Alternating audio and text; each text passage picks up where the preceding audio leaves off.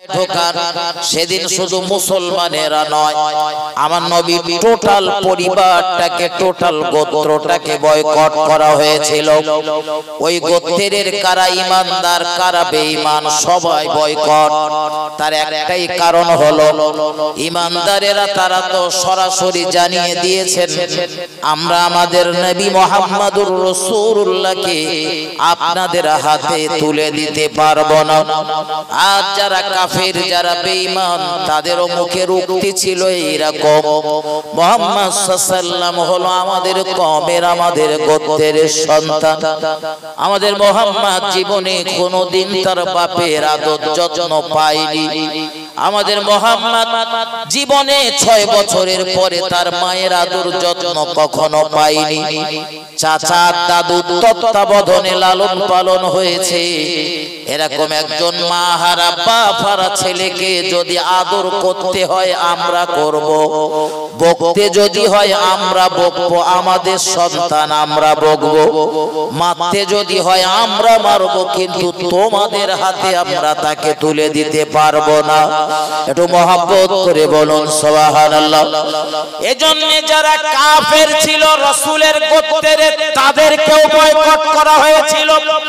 Boycott থেকে শুধু ছাড় পেয়েছিল আমার নবীর একজন চাচা, ওই চাচাটার নাম হলো আবু লাহাব।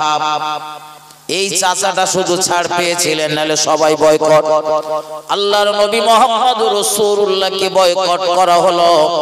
শিয়াবে আবু তালিবে তিনটি বছর অতিবাহিত করলেন। এরপর দয়ার নবী জীবন থেকে বয়কট তুলে নেওয়া হলো। লম্বা ইতিহাস আমি শোনাতে চাচ্ছি না।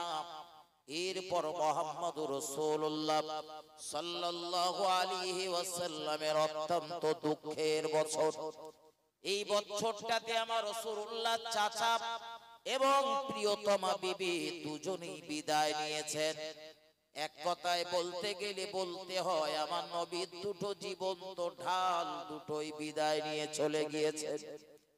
আমার নবী মুহাম্মদুর রাসূলুল্লাহ ওই পিরিয়ডে আত্মগোপন করার জন্য, কাফেরদের হাত থেকে বাঁচার জন্য রাতের অন্ধকারে লুকিয়ে লুকিয়ে গোপনে গোপনে মক্কার কাবার হাতিমে গিয়ে তিনি আশ্রয় নিতে, কাবার হাতিমে তিনি অবস্থান করতেন।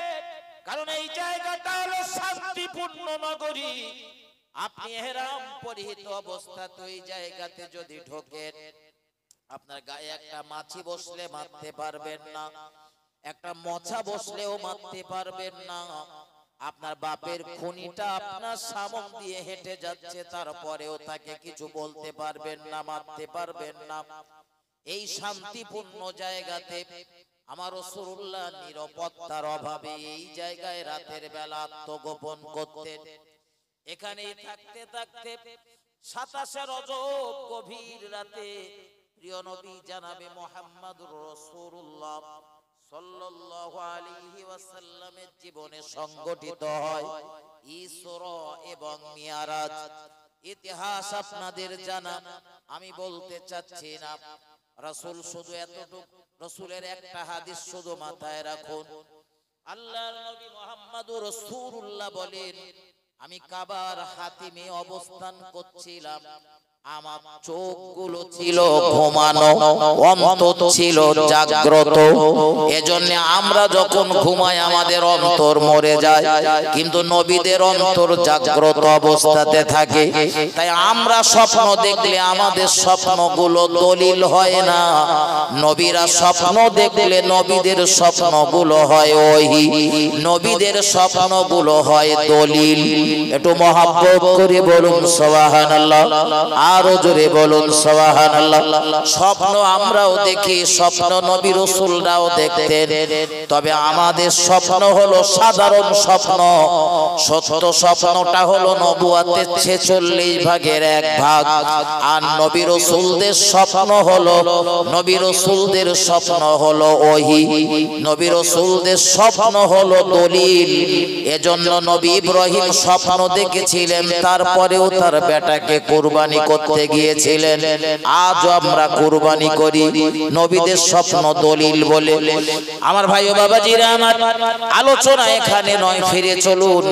আল্লাহর নবী বলেন, আমি জাগ্রত অবস্থাতে ছিলাম, এমত অবস্থায় জিবরাইল আমিন এসে আমার ঘুমটা ভাঙালেন, ডেকে তুললেন। আমি উঠে পড়লাম, আমায় নিয়ে পৌঁছে গেল জমজম কূপের নিকটে। জমজমের পানি উত্তোলন করলেন, আমার বক্ষ বিদারণ করলেন, ফেড়ে ফেললেন, আমার সিনা চাক করলেন। আল্লাহর হাবিব মুহাম্মদুর রাসূলুল্লাহ জিন্দেগিতে সর্বমোট 4 বার সিনা চাক হয়েছিল। তার ভিতরে একবার হলো এই মিয়ারাজের রজনীতে, অর্থাৎ ইসরার আগে। আমার ভাই ও বাবাজিরা আমার, এরপর রাসূল বললেন, আমার জন্য বোরাক চলে এলো। ওই বোরাকের পিঠে সওয়ার হয়ে আমার নসিবে আগে হয়েছিল ইসরা। ইসরার কাজ সমাধা হবার পর হয়েছিল বুরাক। ইসরার কাজ সমাধা হওয়ার পরে হয়েছিল মিয়ারাজ। একটু মহব্বত করে বলুন সুবহানাল্লাহ। এর ইতিহাস আপনাদের জানা, আমি বলবো না, এগিয়ে চলুন।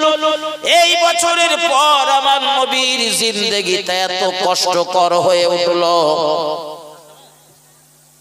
আল্লাহর নবী মুহাম্মদুর রাসূলুল্লাহ সাল্লাল্লাহু আলাইহি ওয়াসাল্লামকে হিজরত করতে হয়েছিল ইয়াসরিবে। ইতিহাস আপনাদের জানা, বলবো না।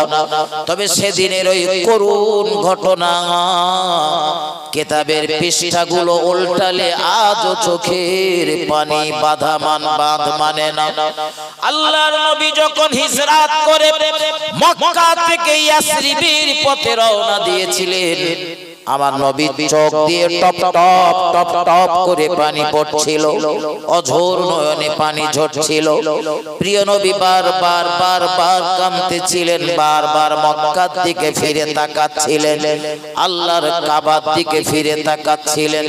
ওরে আল্লাহর কাবা, ছোট থেকে দেখেছি আমার দাদু তোমার খাদেম ছিল, আমার যে চাচাটার কাছে আমি লালন পালন হয়েছি, আমার ওই চাচাটাই ছিল তোমার খাদেম।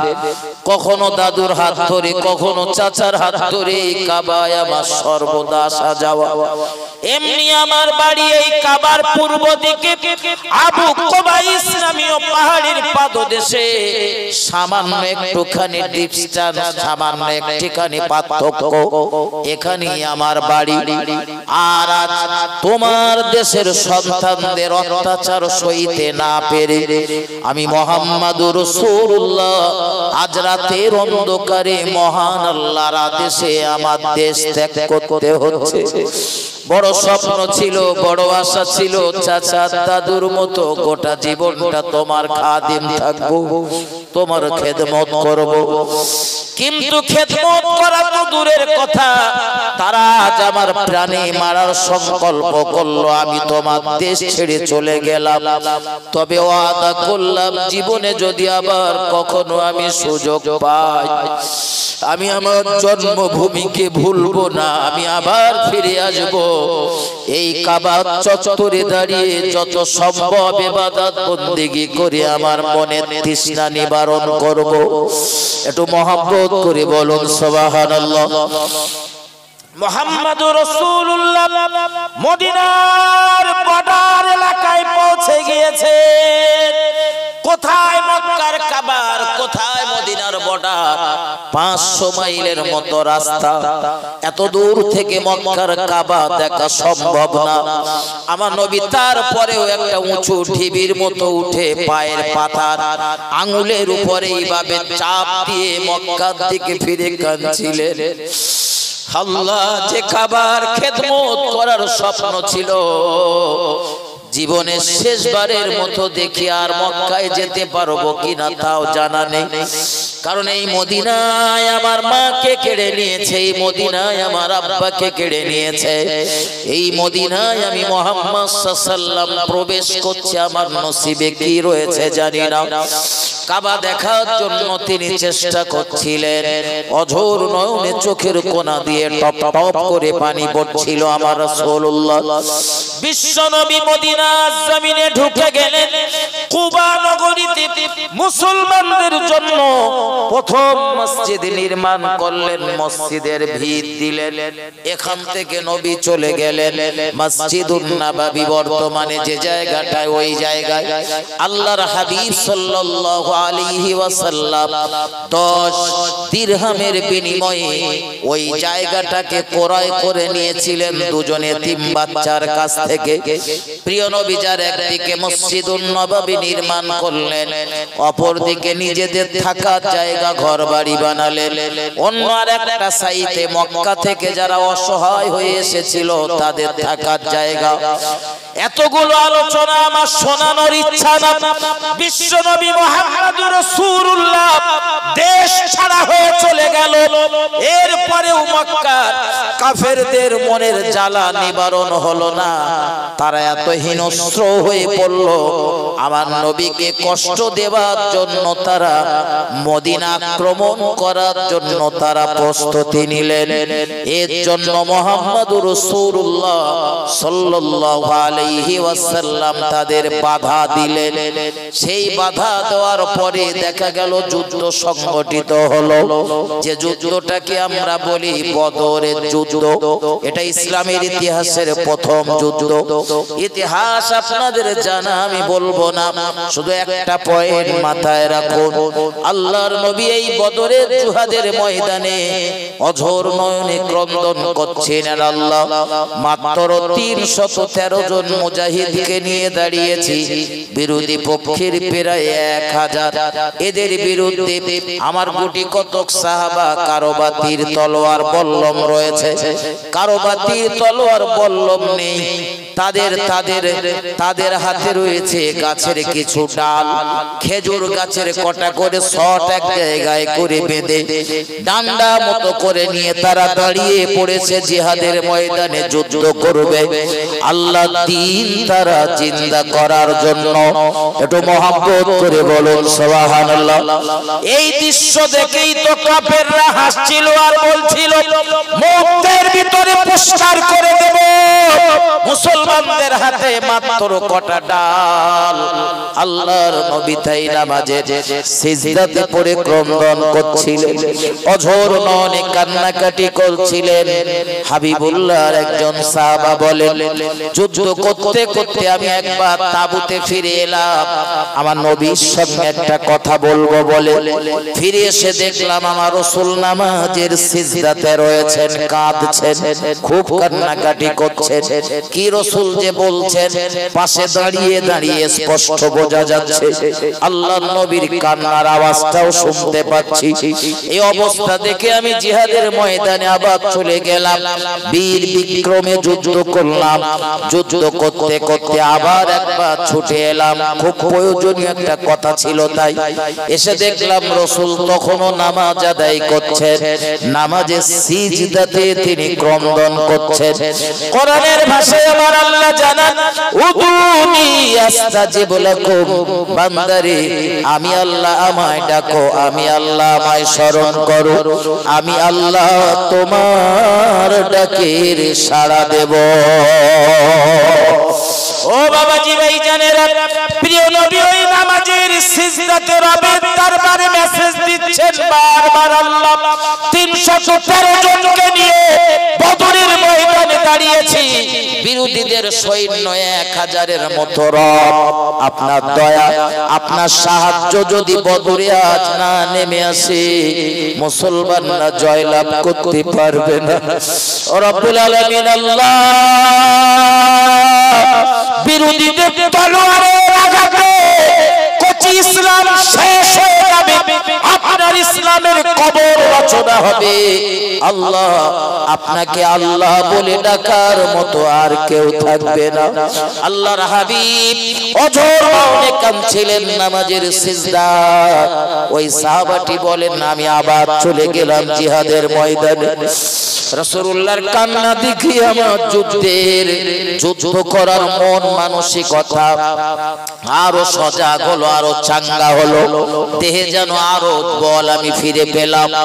যুদ্ধ করতে করতে মহান আল্লাহর কি দয়া, ওই 1000-এর মতো সৈন্যের বিরুদ্ধে মাত্র 313 জন বাহিনীর হাতে মহান আল্লাহ ইসলামের বিজয়ের পতাকা তুলে দিলে।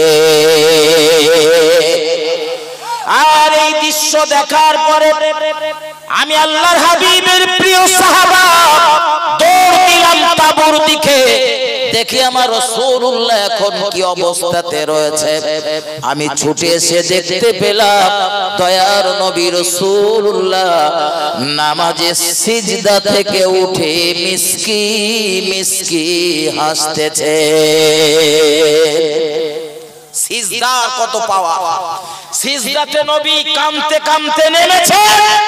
ও সিজদা শেষ হয়েছে, নবীর মুখে হাসি ফুটিয়ে দিয়েছেন আল্লাহ। একটু মহব্বত করে বলুন সুবহানাল্লাহ।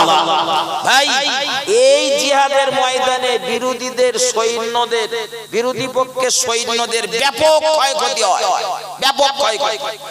নিহত তো যা হয়েছে হয়েছে, আহতও হয়েছিল প্রচুর মানুষ। তার ভিতরে কিছু ব্যক্তিকে বন্দীও করা হয়েছে। এবং যাদের বন্দী করা হয়েছিল তাদের ভিতর থেকে ভাই মুহাম্মদ সাল্লাল্লাহু আলাইহি ওয়াসাল্লাম সাহাবাদের সাথে আলোচনা করছেন যে এদের ছেড়ে দেব কিভাবে। যেহেতু এই বন্দীগুলো রেখে দিতে গেলে প্রচুর খরচা। এমনি তখন মুসলমানরা দুর্বল অর্থনৈতিকভাবে। মক্কা ছেড়ে মদিনায় গিয়েছেন মানে ঘর বাড়ি নেই।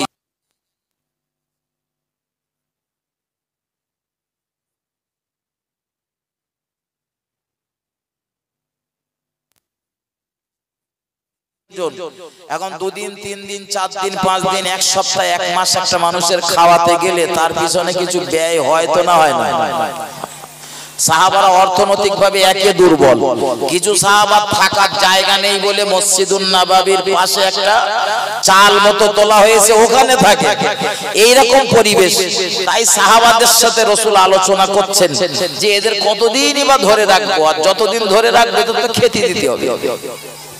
কারণ রাসূল যখন সাহাবাদের হাতে ভাগ করে দিচ্ছিলেন বারবার করে বলে দিলেন এদের খাওয়া দাওয়ার আর ঘুমের যেন কোনো ডিস্টার্ব না হয়।